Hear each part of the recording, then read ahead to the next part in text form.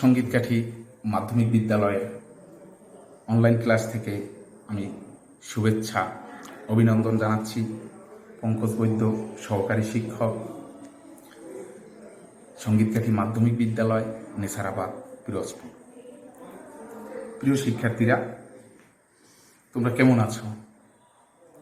নিশ্চয়ই ভালো আছো। ভালো থাকো, সুস্থ থাকো, সুন্দর থাকো, সেটাই কামনা করছি। প্রিয় শিক্ষার্থীরা, সঙ্গীতকাঠি মাধ্যমিক বিদ্যালয় অনলাইন স্কুল থেকে আজকে আমরা ষষ্ঠ সপ্তম শ্রেণীর বাংলা ব্যাকরণ নিয়ে আলোচনা করব। ষষ্ঠ সপ্তম শ্রেণীর শিক্ষার্থীরা, তোমরা আজকে বাংলা ব্যাকরণের পাঠের বিষয়টি নিশ্চয়ই অনুধাবন করবে। আমরা উপরে একটি বাক্য লিখেছি, তোমরা একটু খেয়াল করবে বাক্যটি একবার। গ্রাম বাংলায় এখন চাষিদের ঘরে ঘরে নবান্ন। উপরের বাক্যের নবান্ন শব্দটি একটু মনোযোগ দিয়ে লক্ষ্য করলে হয়তো তোমরা পাঠের বিষয়টি কিছুটা হলেও অনুধাবন করতে পারবে। তোমরা নবান্ন শব্দটি দেখছো, পাশাপাশি আমরা একটি ভিডিও দেখাবো, একটি ছবি দেখাবো।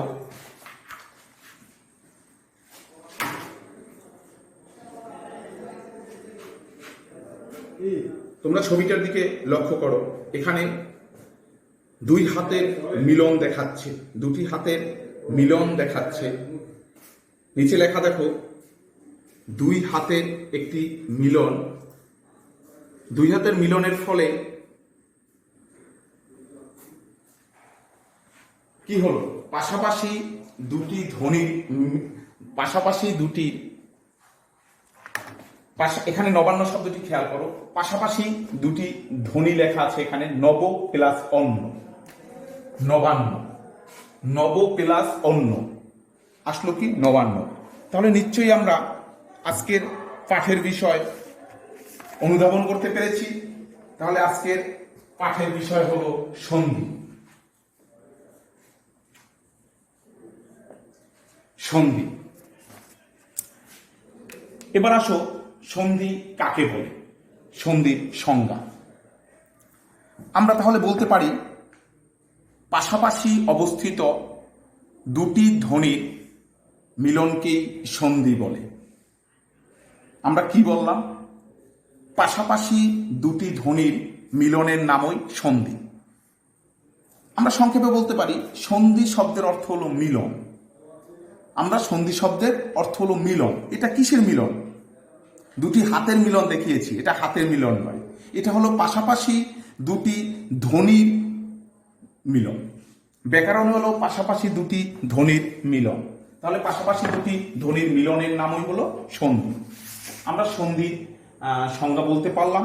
তবে সন্ধির সংজ্ঞা বিভিন্ন ব্যাকরণবিদ বিভিন্নভাবে দিয়েছে। আমরা এর মধ্যে দেখেছি, ডক্টর মুহাম্মদ এনামুল হক বলেছেন, একাধিক ধ্বনির মিলন, লোপ বা পরিবর্তনের নাম সন্ধি। একাধিক ধ্বনির মিলন হতে পারে, বা একাধিক ধ্বনি থেকে লোপ পেতে পারে, বা একাধিক ধ্বনি থেকে আংশিক পরিবর্তন হতে পারে, সেটাই হলো সন্ধি।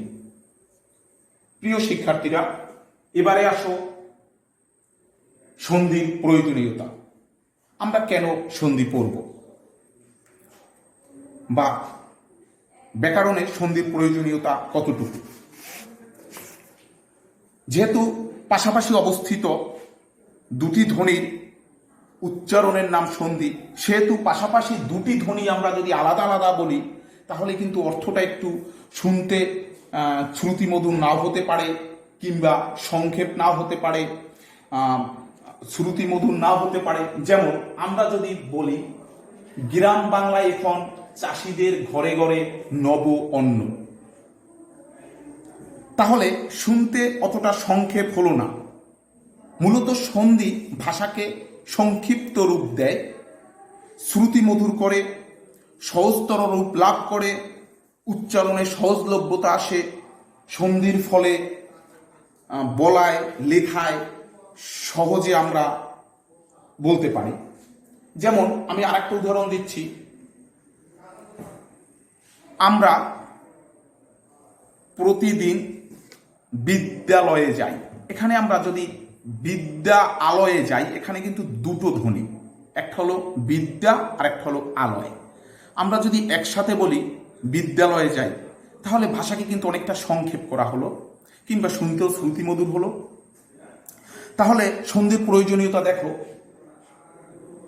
সন্ধির ফলে উচ্চারণ সহজলভ্যতা আসে, শ্রুতিমধুর হয়, ভাষাকে সংক্ষেপ করে, ভাষাকে ধ্বনিগত মাধুর্য সম্পাদন করে, শুদ্ধ বানান লিখতেও সন্ধি সহায়তা করে। সুতরাং উল্লেখিত দিক বিবেচনা করে বাংলা ভাষায় সন্ধির প্রয়োজনীয়তা অপরিসীম। প্রিয় শিক্ষার্থীরা, এবারে আসো সন্ধির প্রকারভেদ। আমরা সন্ধির প্রকারভেদ নিয়ে আলোচনা করব। সন্ধি হলো দুই প্রকার, একটা হলো স্বরসন্ধি আর একটা হলো ব্যঞ্জন সন্ধি।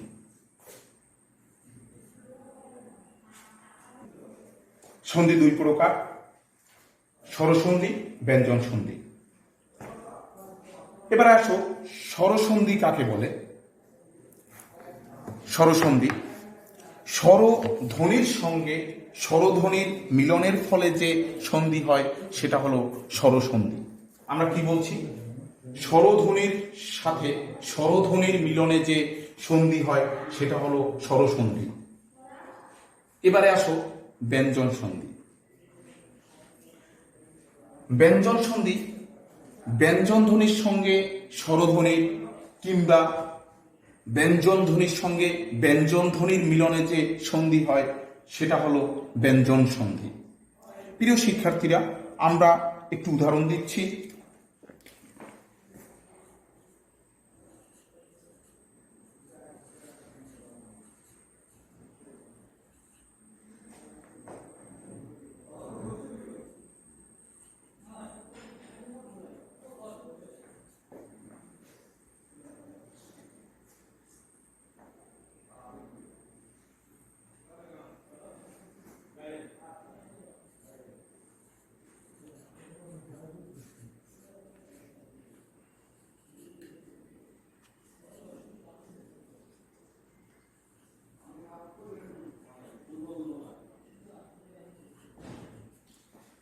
প্রিয় শিক্ষার্থীরা, স্বরসন্ধিটা খেয়াল করো, নব যোগ অন্য।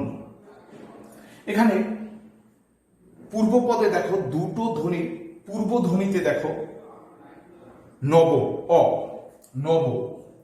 পূর্বধ্বনির শেষের অংশ, পরধ্বনির প্রথম অংশ খেয়াল করবে। পূর্বধ্বনির অ এবং দ্বিতীয় ধ্বনির প্রথম অংশে অক্ষর হলো অ, অ অ মিলে আ, তাহলে নবান্ন। আবার হিম অ, আলয় দ্বিতীয় ধ্বনির প্রথম অংশ আ, অ যোগ আ মিলে সমান আ, হিমালয়। হিমালয়।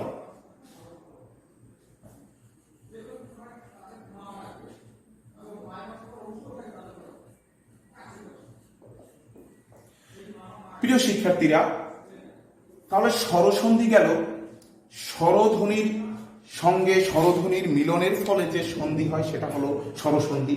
এবার আসো ব্যঞ্জন সন্ধি। ব্যঞ্জন ধ্বনির সঙ্গে ব্যঞ্জন ধ্বনি এবং স্বরধ্বনিরও মিলনের যে সন্ধি হয় সেটা হলো ব্যঞ্জন সন্ধি।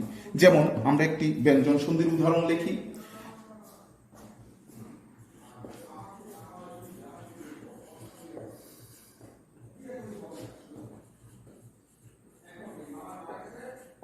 উচ্চারণ, এখানে দেখো উৎ, এখানে এখানে তয় হসন্ত উৎ যোগ চ সমান সমান দুটো মিলে হলো কি চ, উচ্চারণ। তাহলে আমরা সন্ধি প্রকারভেদ পেলাম, সন্ধি দুই প্রকার। এরপরে আরেকটি সন্ধি রয়েছে, সেটা হলো বিসর্গ সন্ধি। প্রিয় শিক্ষার্থীরা, বিসর্গ সন্ধি বলে যে সন্ধিটি আছে সেটা আসলে ব্যঞ্জন সন্ধিরই একটি প্রকারভেদ। বিসর্গ সন্ধির যে একটি প্রকারভেদ আছে সেটা হলো ব্যঞ্জন সন্ধিরই একটি রূপভেদ মাত্র।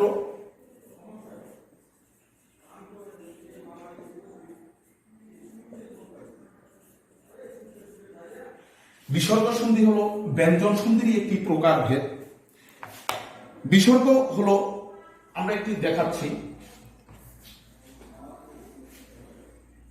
বিসর্গ। বিসর্গ হলো র এবং স এর সংক্ষিপ্ত রূপ।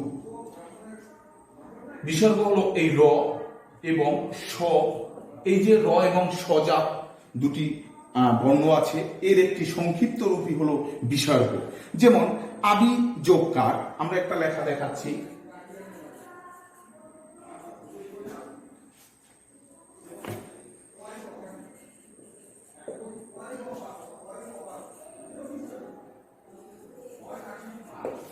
এখানে দেখো আমরা আবিষ্কার লিখলাম, এখানে আবিষ্কারের বিসর্গ পেল এবং ক, এখানে আবি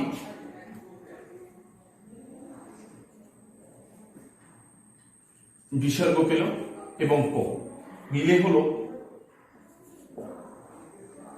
আবিষ্কার। ক মিলে হলো, কারণ এটা ছিল স এর বিসর্গ, তাহলে ক আবিষ্কার। প্রিয় শিক্ষার্থীরা, কখনো কখনো বিসর্গ সন্ধিকে ভিন্ন একটি শ্রেণীতে ফেলে সন্ধিকে 3 প্রকার বলা হয়। যেহেতু বিসর্গ ব্যঞ্জন সন্ধির একটি অন্তর্গত, সেহেতু বিসর্গ সন্ধি ব্যঞ্জন সন্ধিরই অন্তর্ভুক্ত। মূলত আমরা সন্ধি 2 প্রকারই বলে থাকি, স্বরসন্ধি ও ব্যঞ্জন সন্ধি। প্রিয় শিক্ষার্থীরা, আজকে আমরা সন্ধি কাকে বলে জানলাম, সন্ধির প্রয়োজনীয়তা সম্পর্কে জানলাম, সন্ধির প্রকারভেদ সম্পর্কে জানলাম। আমরা পরবর্তী ক্লাসে সন্ধি নিয়ে আরো বিস্তারিত আলোচনা করব। সে পর্যন্ত তোমরা ভালো থাকো, সুস্থ থাকো এবং অনলাইন ক্লাসের প্রতি তোমরা সকলেই মনোযোগী হও। সঙ্গীত কাঠি অনলাইন ক্লাস থেকে আমি সবাইকে ধন্যবাদ জানিয়ে আজকের মতো বিদায় নিচ্ছি। ধন্যবাদ সকলকে।